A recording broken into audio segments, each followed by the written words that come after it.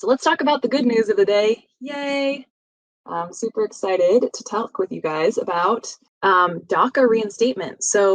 A few days ago, we had gotten news of a court decision from a judge that fully reinstated the DACA program. DACA was a program for people who came, who were brought here as children. Basically, it wasn't their choice to become, undocumented residents here of the United States, but that's what happened when they were children.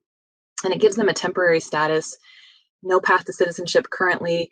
It does provide for protection and ability to, drive in some states and work legally and things like that. If they have, a clean criminal history and several other requirements are met.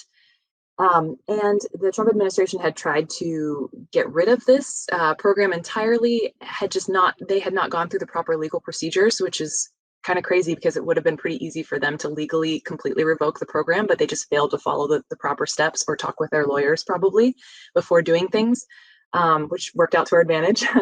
For the last few years, we've only been able to renew DACA status for people who already had it.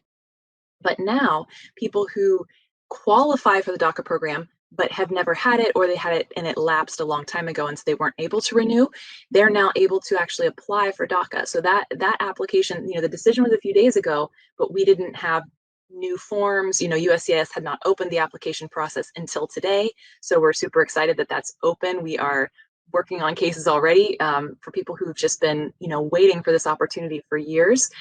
We are working on those cases. For some people who are working on a different type of case, maybe particularly if it's a provisional waiver marriage-based case, which is definitely impacts a significant portion of some of our client base.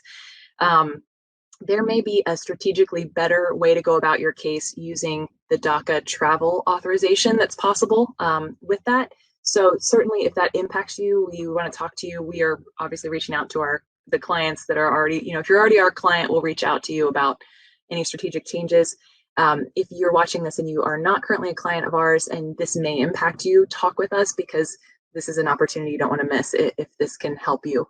One thing I do want to mention, sometimes we get like really mean comments about DACA related videos, and it just breaks my heart because I understand that a lot of people are suffering in the immigration system, but it doesn't take away from you that someone else finally got to be with their loved ones. Do you know what I mean?